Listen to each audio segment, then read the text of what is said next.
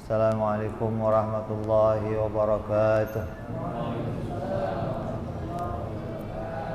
Al-Fatihah ila ruhi Sayyidina Habibina Syafi'ina Rasulillah Sayyidina Muhammad ibn Abdillah Sallallahu alaihi wa ala alihi wa ashabihi wa azwajihi wa dhurriyyatihi Anna Allah ya'li darajatihim bil jannah wa yanfa'una bi asrarihim wa anwarihim wa alumihim wa nafahatihim wa barakatihim fid dini wa dunya wal akhirah wa ja'aluna min hisbihim wa yarzuquna mahabbatahum wa yatawaffana ala millatihim wa yahshurna fi sumratihim bil afiyatin wa salamatin lahumul Fatihah.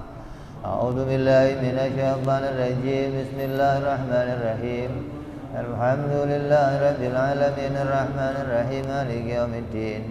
Iyyaka na'budu wa iyyaka nasta'in ihdinas siratal mustaqim siratal ladzina an'amta 'alaihim ghairil maghdubi 'alaihim waladdallin amin.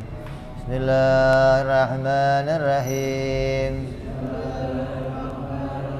Nawaitu ta'alluma wa ta'lima wa tadhakkura wa tadhkira wa naf'a wal intifa'a wal ifadata wal istifadata wal hitha ala tamassuki bi kitabillahi wa sunnati rasulillah sallallahu alaihi wasallam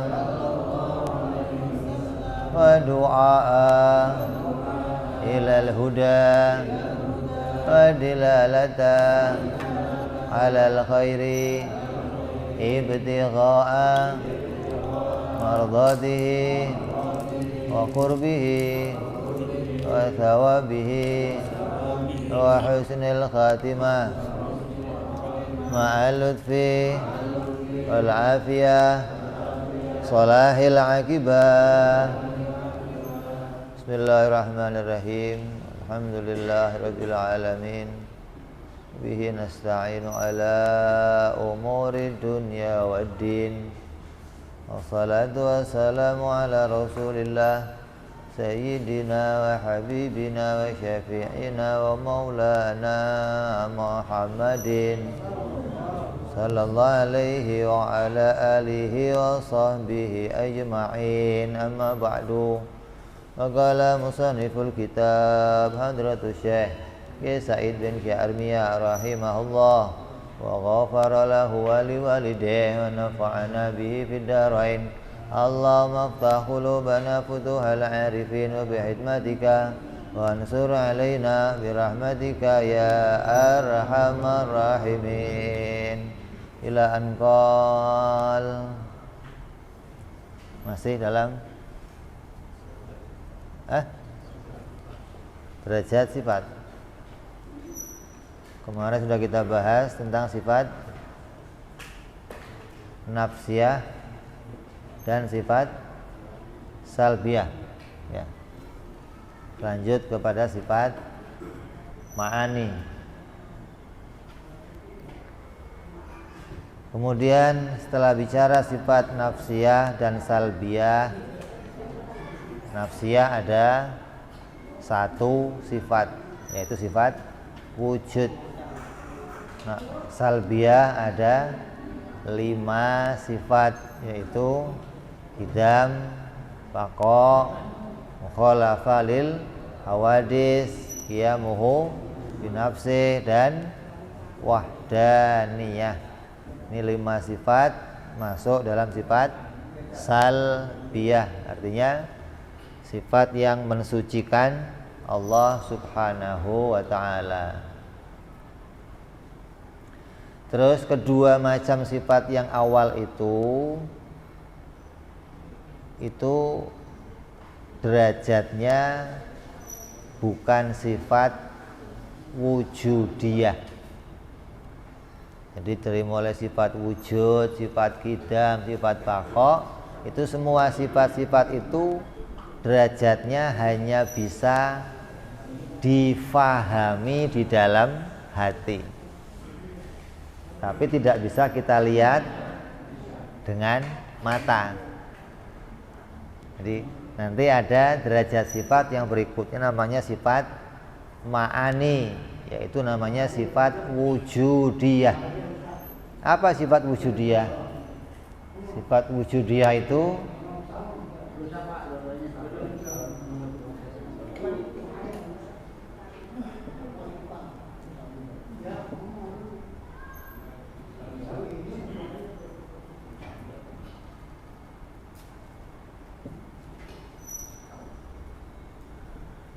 sifat wujudiyah itu sifat yang derajatnya sampai bisa dilihat. Nah, kalau yang kemarin salbiyah, nafsiyah itu hanya dimengerti dalam hati bahwa Allah itu tidak berawal, Allah tidak berakhir, Allah tidak ada persamaannya, Allah berdiri sendiri, Allah wahdaniyah, itu hanya bisa dipahami dalam hati. Orang yang berakal akan mengimani semua hal itu. Kemudian kalau sifat ma'ani disebut namanya sifat wujudiyah. Itu sifat yang derajatnya kalau kita dibukakan hijab, diangkat hijab kita oleh Allah, kita akan bisa melihat Allah dengan sifat-sifat yang namanya sifat ma'ani atau sifat yang punya makna. Sifat ma'ani ada berapa? Sifat ma'ani ada 7. Yaitu yang pertama sifat kudrat, iradat, ilmu, hayat, sama, basar, kalam. Sifat ma'ani seperti apa? Sifat kuasa, sifat berkehendak, sifat mengetahui, sifat hidup, melihat, mendengar, berbicara. Ini sifat ma'ani. Kalau dibuka hijab kita, kita melihat Allah, kita akan lihat Allah bicara, kita akan lihat Allah itu mendengar, kita akan lihat Allah itu melihat, kita akan lihat Allah itu berkuasa. Ini semua akan dilihat yang menunjukkan Dia itu Tuhan. Nah, dengan melihat semua sifat itu, kita akan tahu, oh ini Tuhan. Namanya sifat ma'ani. Jadi sifat apapun yang sifat itu derajatnya bisa dilihat, namanya sifat ma'ani. Dengan sifat itu kita bisa mengenali sesuatu. Contoh, ini mic. Yang kamu lihat apa? Hitam, apalagi bentuknya, apalagi itu semua yang bisa kamu lihat itu namanya sifat ma'ani. Kalau ini, oh ini plastik, bahannya, zatnya namanya, wujudnya zatnya plastik, zatnya kaca, zatnya besi, zatnya. Nah sifatnya apa? Ya ini yang kamu lihat apa?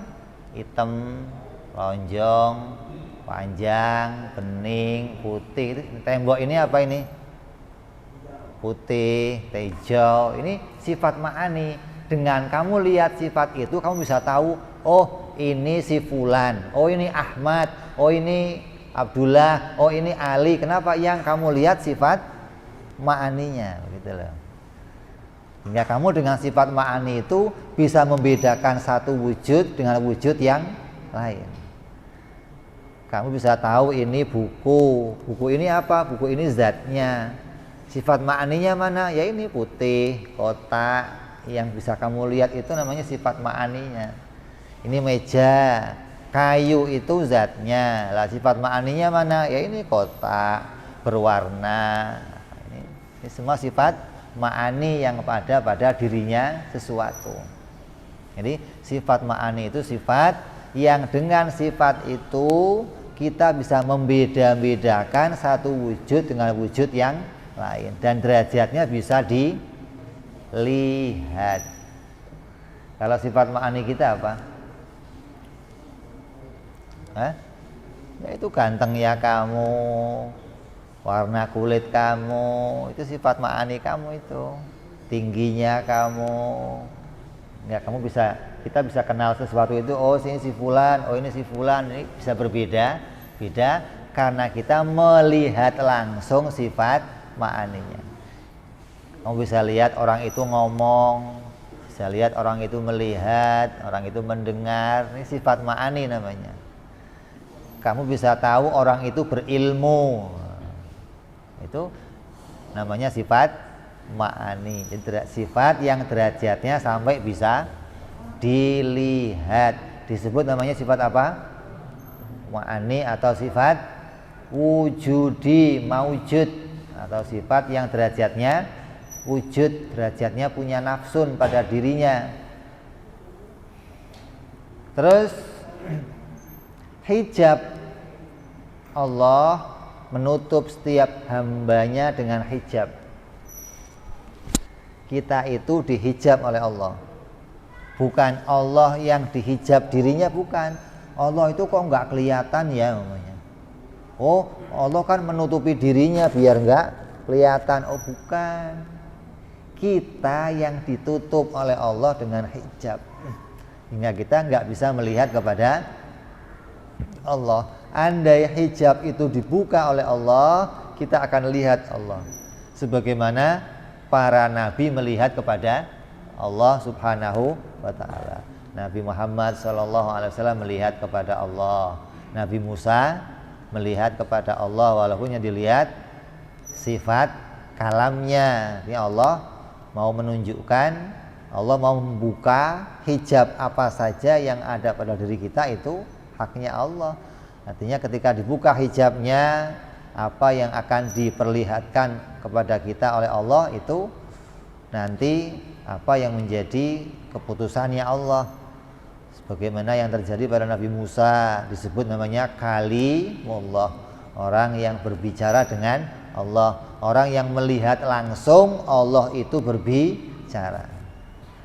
Nabi Muhammad SAW lebih lengkap lagi, melihat semua pada yang ada pada zatnya Allah Subhanahu wa ta'ala. Ketika beliau Isra Mi'raj, dikatakan maka dzabal fuadu ma ra'a.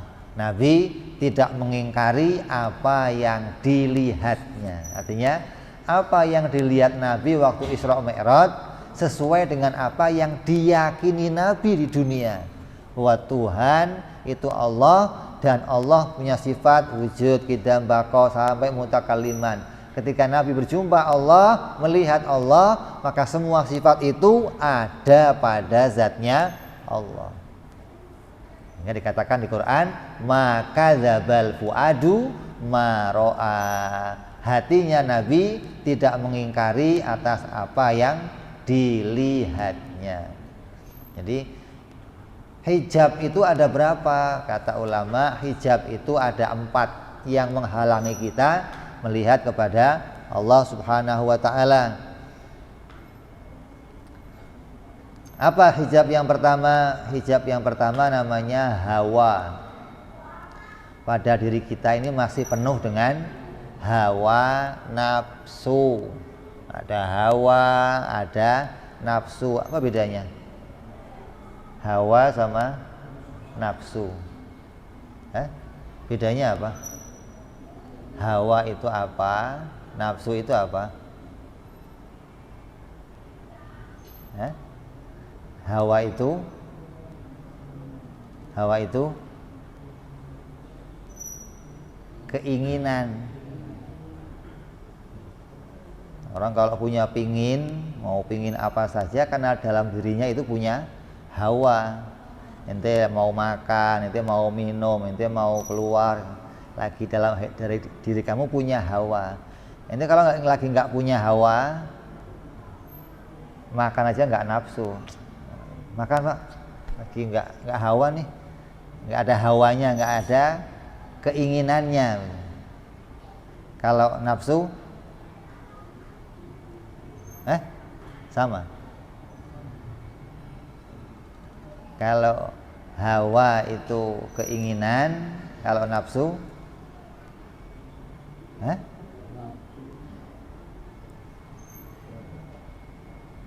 Orang kan sering ngomong hawa nafsu dianggap satu perkara. Kita itu punya hawa nafsu.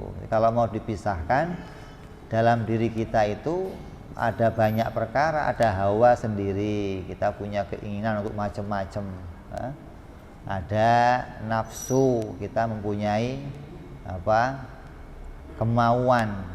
Ada hasrat, ada orang itu punya hasrat. Hasrat itu tadi hawa. Kalau nggak ada hawa ya kamu nggak punya nggak akan kawin, nggak akan makan, nggak akan. Bagaimana hewan? Hewan juga punya hal tersebut. Yang hewan nggak punya apa? Akal.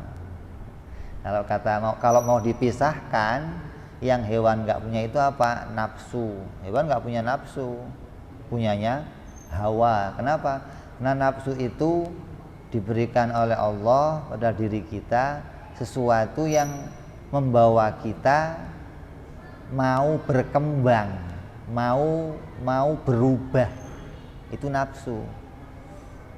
Pengen melakukan sesuatu yang lebih. Kamu sudah punya sepeda, pingin lagi motor.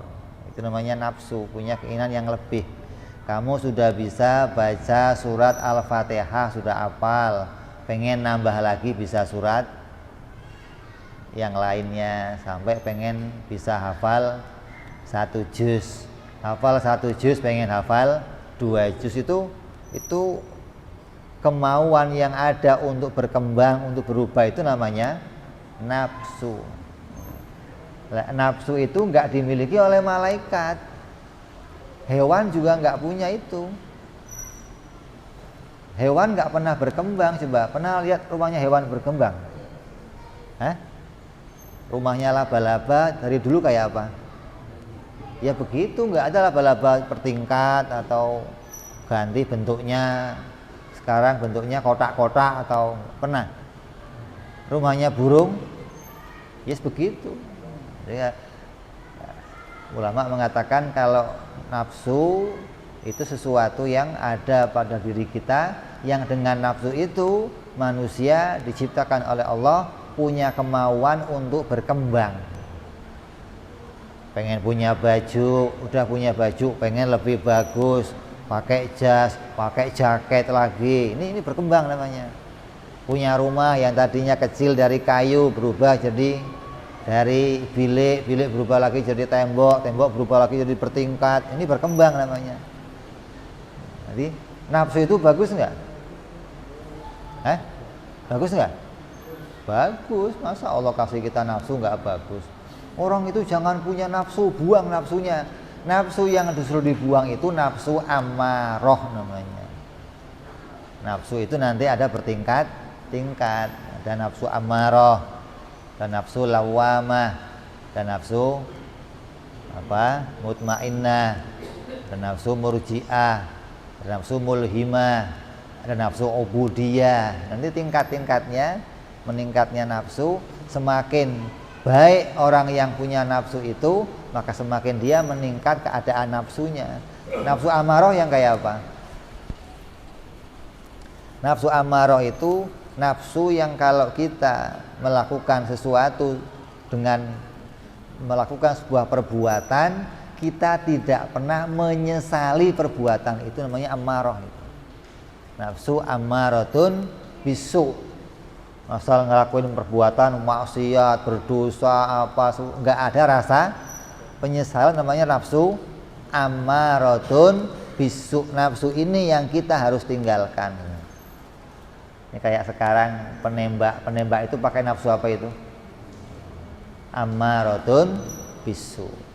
Kenapa? Karena nggak ada rasa penyesalan, nggak ada permintaan maaf, nggak ada taubat, nggak ada pengakuan. Namanya apa itu?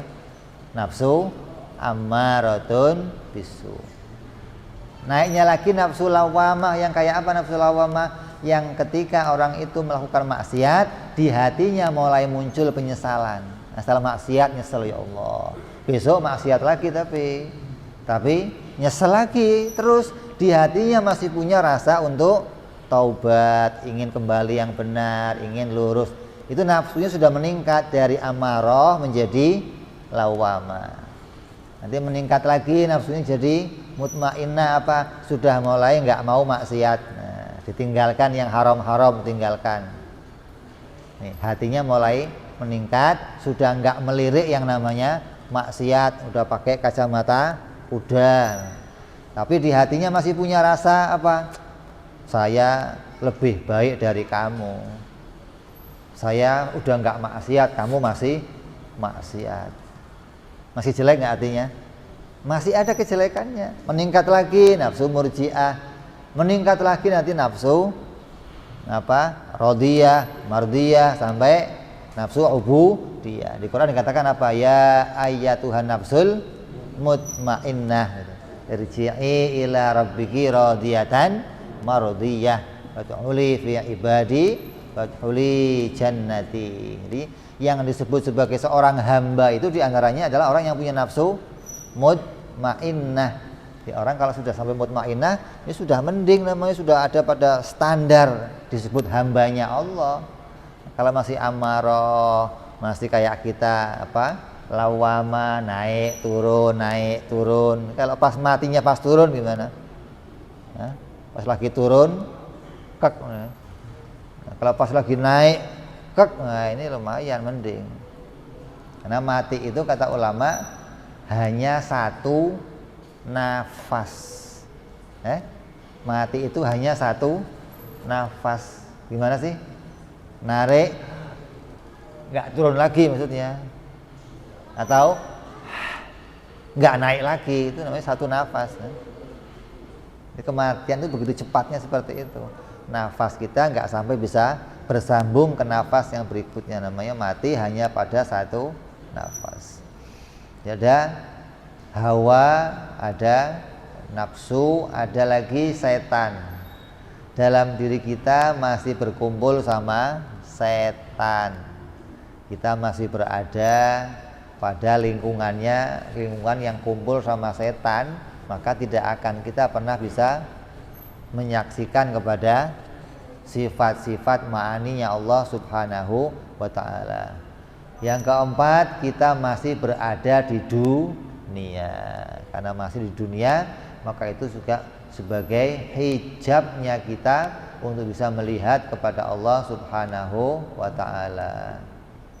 Dan melihatnya bagi Allah bagaimana, Bib? Ya, melihatnya enggak seperti kita melihat kita. Kalau kita melihat kita kan adep-adepan, pelototan.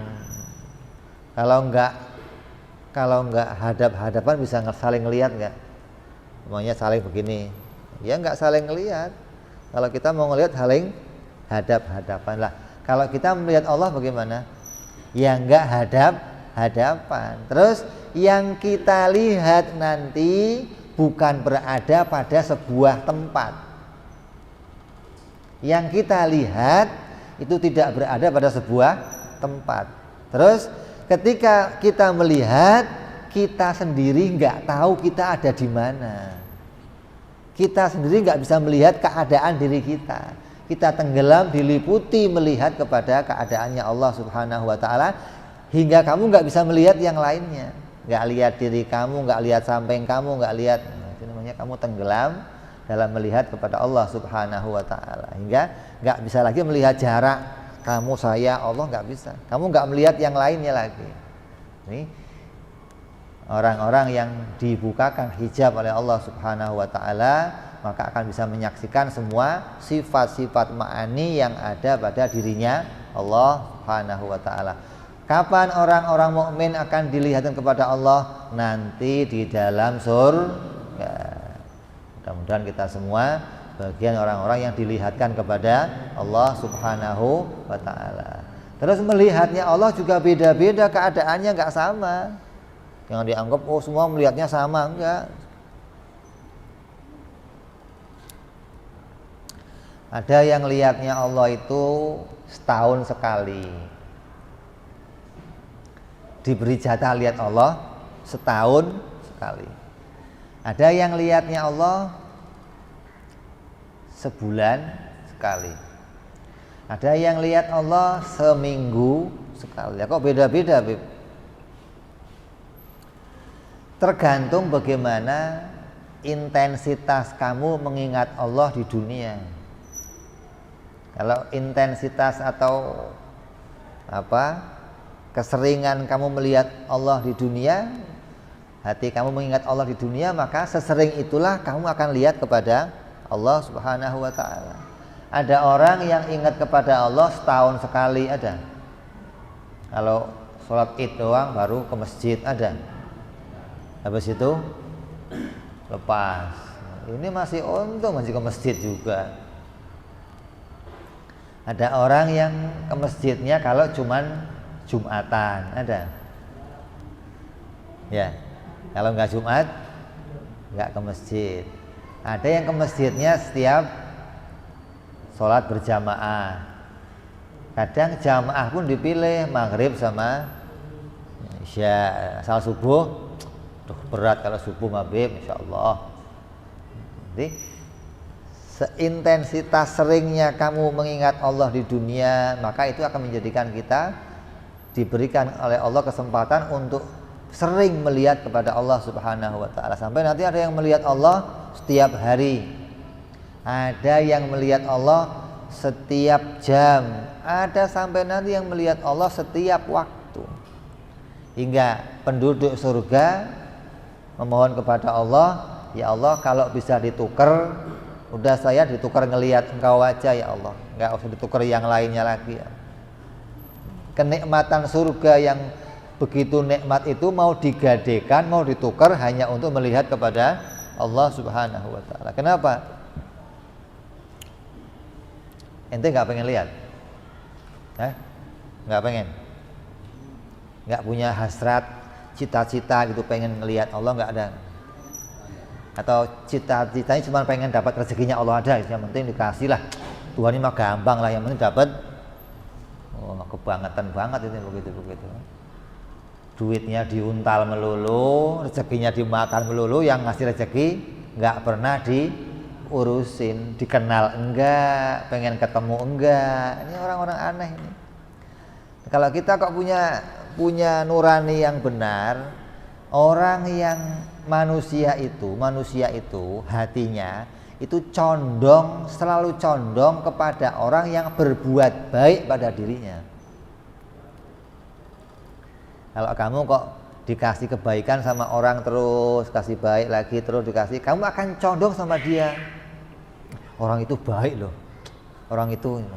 Kamu akan cerita tentang kebaikannya, kamu akan ngomongin dia sama orang. Ini ketika kamu dikasih terus kebaikan, hati kamu akan condong untuk bisa dekat dengan dia, pengen tambah kenal sama dia, ini gara-gara dikasih kebaikan.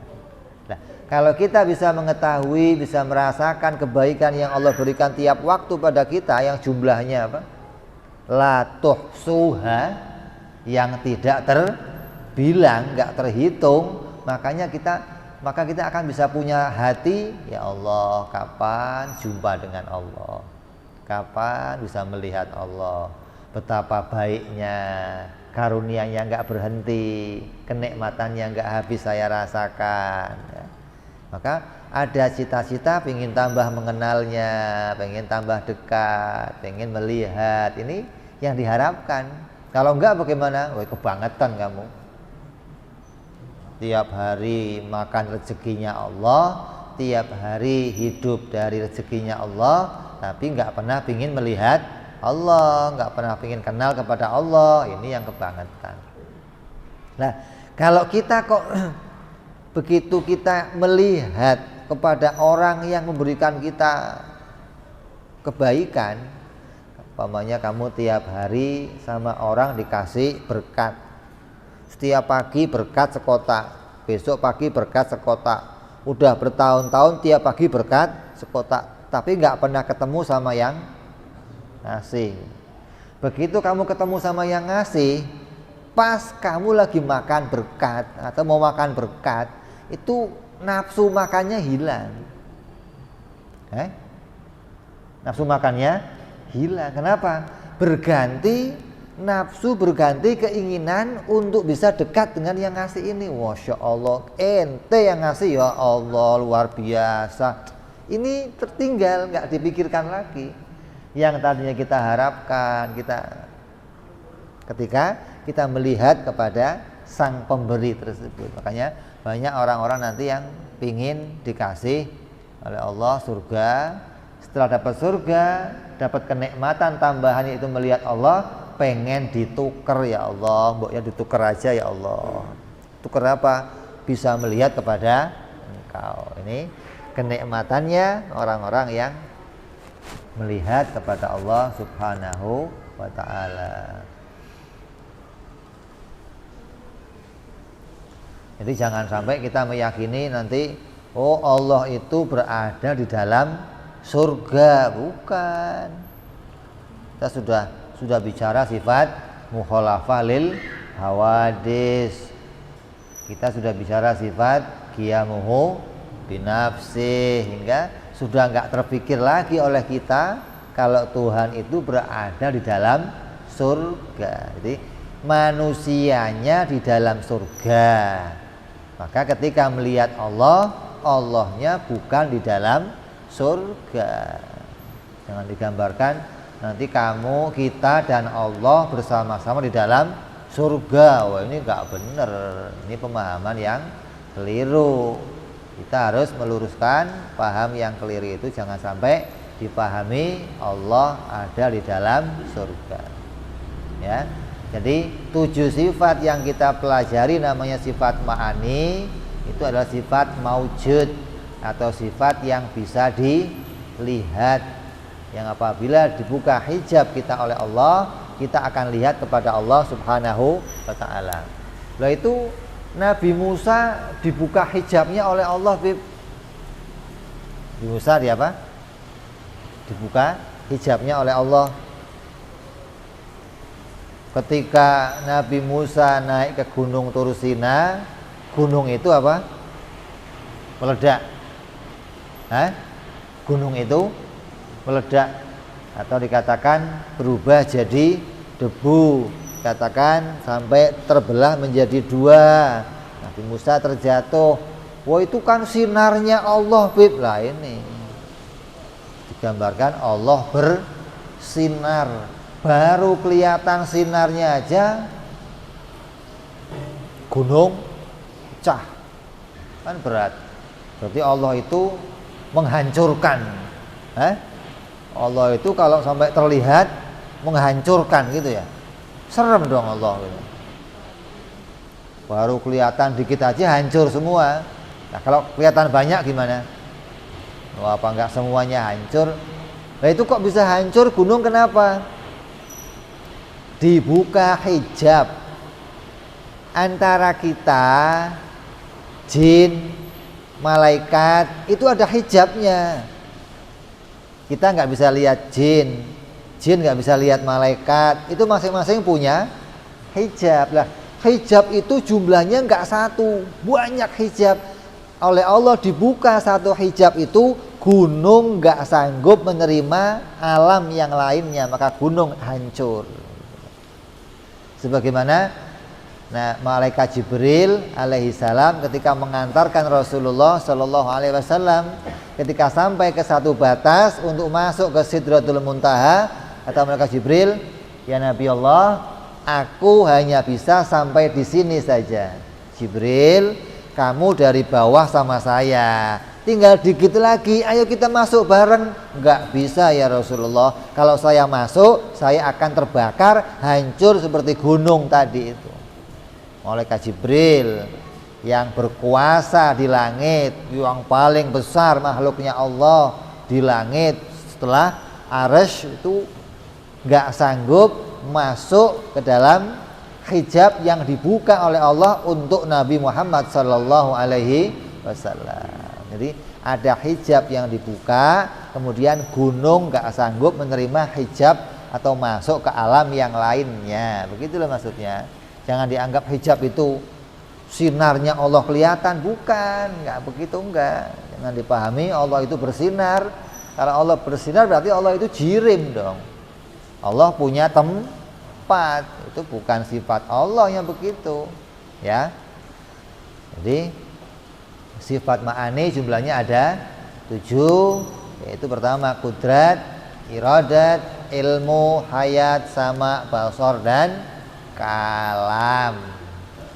Terus yang berikutnya sifat maknawiyah. Apa sifat maknawiyah?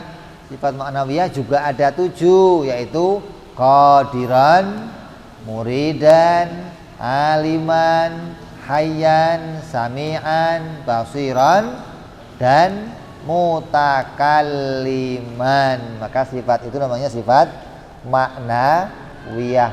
Sifat apa maknawiyah itu? Sifat maknawiyah itu sifat lain dari sifat kudrat.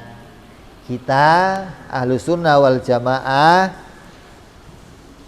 yang mengikuti cara berpikir, cara berakidah Imam Abu Hasan Al-Asy'ari dan Imam Abu Mansur Al-Maturidi itu berpedoman bahwa Allah itu pada zatnya ada sifat.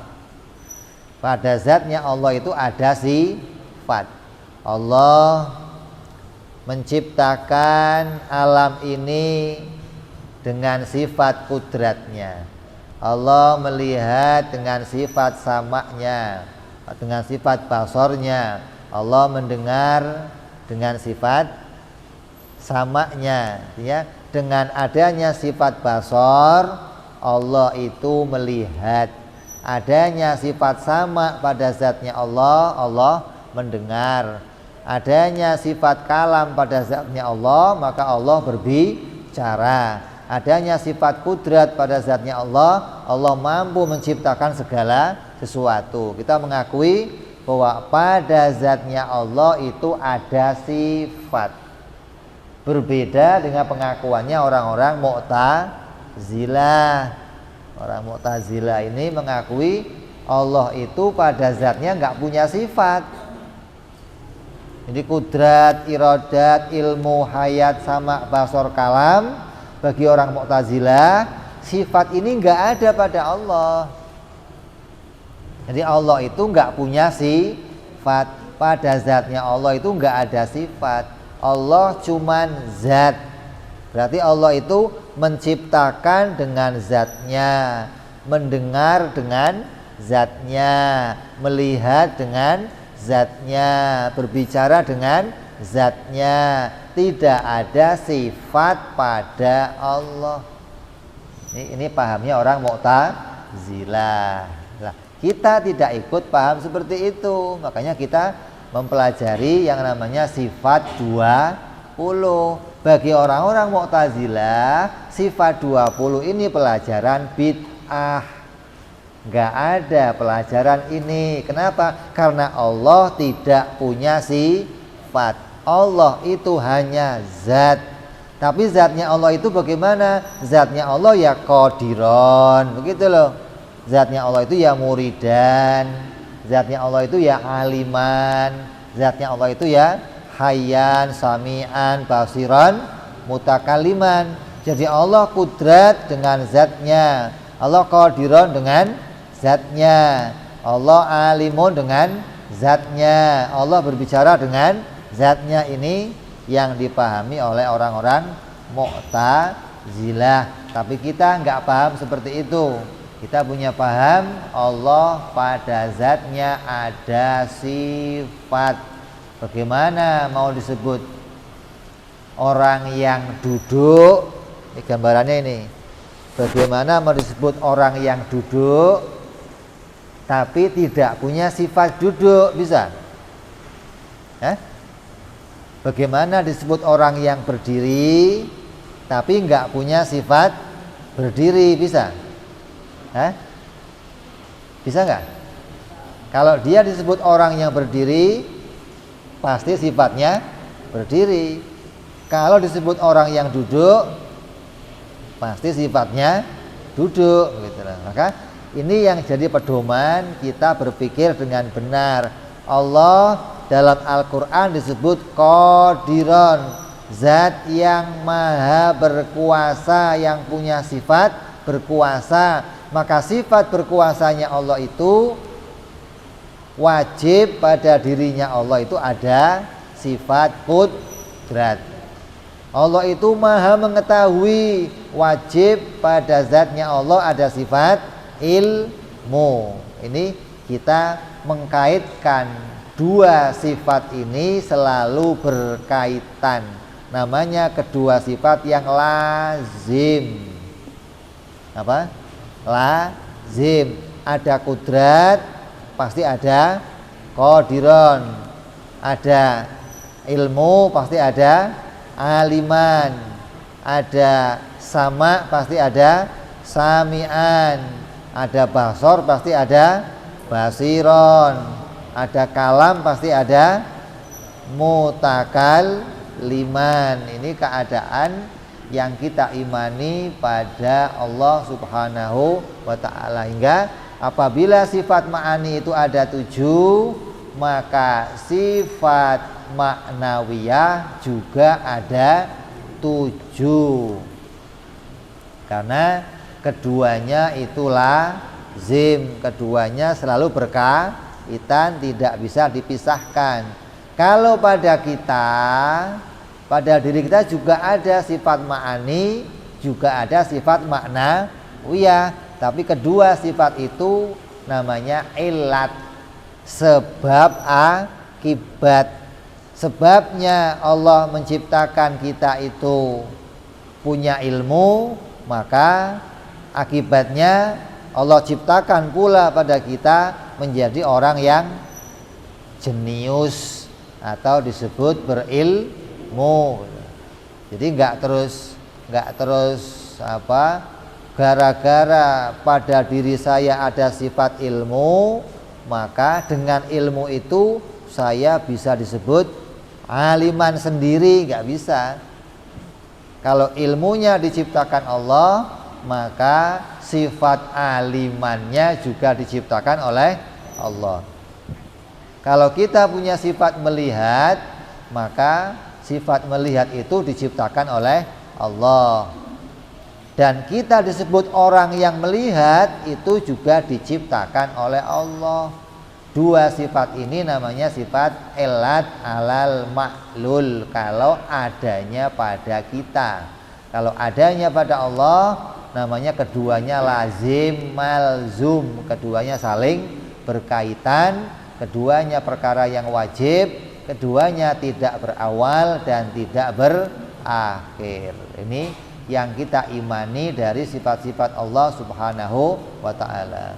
Nah, sifat ma'nawiyah ini, sifat yang dengan sifat ini kita bisa memperkenalkan Allah kepada yang lainnya. Nah, imani kalau Allah itu adalah qadiron, yang berkuasa. Allah itu aliman, yang mengetahui. Allah itu hayyan, zat yang bersifat maha hidup. Ini kita kenalkan Allah dengan sifat-sifat ma'nawiyah, sebagaimana juga di dalam Al-Quran. Di Al-Quran Allah menyebutkan sifat-sifat ma'nawiyah ini lengkap. Innallaha ala kulli syai'in qadir. Qadir itu qadiron maksudnya. Innallaha ala kulli syai'in qadir wallahu ala kulli syai'in alim. Alim itu aliman. Terus wa huwa samiul basir, samiul alim. Ini basiron, terus mutakalliman, terus sami'an. Semuanya yang disebut di Quran itu semuanya sifat ma'nawiyah. Tidak ada sifat ma'ani disebut di dalam Al-Quran. Terus dari mana akalnya kita nemu sifat ma'ani? Ya berpikir, melihat dari apa yang nyata pada diri kita. Karena Allah berfirman, Nabi bersabda kepada kita, janganlah kita berpikir pada zatnya Allah, tapi berpikirlah pada yang diciptakan oleh Allah. Dari kita memikirkan ciptaan ini, kita bisa menemukan jalan untuk mengenal kepada Allah Subhanahu wa ta'ala. Dari sini kita mengenali adanya sifat 20 bagi Allah.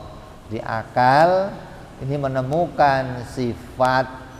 Kalau tidak ada sifat ini, kata akal, maka mustahil ada sifat yang lainnya.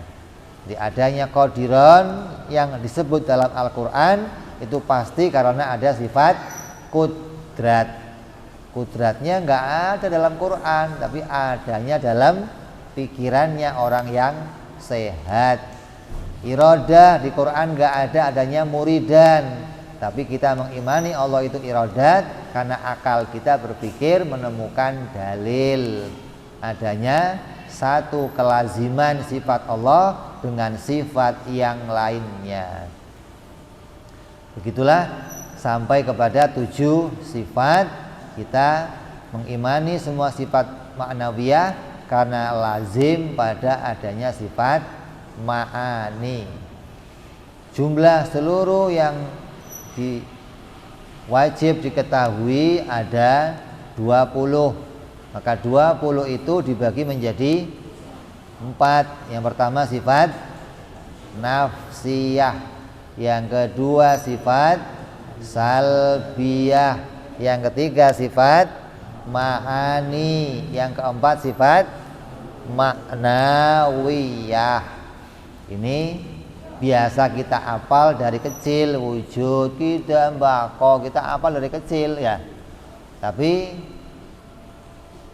kita nggak ngerti wujud itu sifat apa, kudrat sifat apa, qidam sifat apa, nggak ngerti. Makanya kalau kita nggak kaji secara mendetail, maka kita hanya apal-apalan mengikuti orang lain tanpa tahu sendiri keadaannya, tanpa punya ilmu pada yang nyata. Ini penting makanya. Jadi jangan sampai kita hanya hafal kayak anak kecil tapi nggak tahu kedudukan masing-masing sifat. Setelah kita dewasa, maka semestinya nggak cuman hafal, tapi sampai kita mengetahui kedudukan tiap-tiap sifat. Kenapa? Menunjukkan kita ini punya keinginan untuk mengenal lebih jauh kepada Allah Subhanahu wa ta'ala. Bukan hanya wiridnya doang yang dibaca, bukan hanya ibadah yang dikerjakan, tapi hati kita rindu untuk mengenal Allah lebih jauh lagi. Dari hanya mengenal namanya, dari hanya mengenal Allah itu sebagai pencipta, ingin tambah lebih kenal lagi, maka dari kitab tauhid inilah kita bisa mengenal Allah Subhanahu wa ta'ala. Mudah-mudahan kita semua dijadikan oleh Allah dalam hati kita hati yang bertauhid kepada Allah, ditanamkan dalam hati kita hati yang bersinar, disinari dengan cahaya iman, cahaya akidah, cahaya tauhid, hingga iman kita menjadi kokoh, iman kita menjadi kuat, iman kita menjadi iman yang bersih, tidak dicampuri dengan kekotoran, tidak dicampuri dengan kejelekan. Iman kita iman yang bersih dalam mengimani Allah Subhanahu wa ta'ala. Dan kita berharap kepada Allah Subhanahu wa ta'ala, memohon kepada Allah agar iman yang diberikan oleh Allah ini terus diberikan kepada kita sampai nanti akhir hayat kita.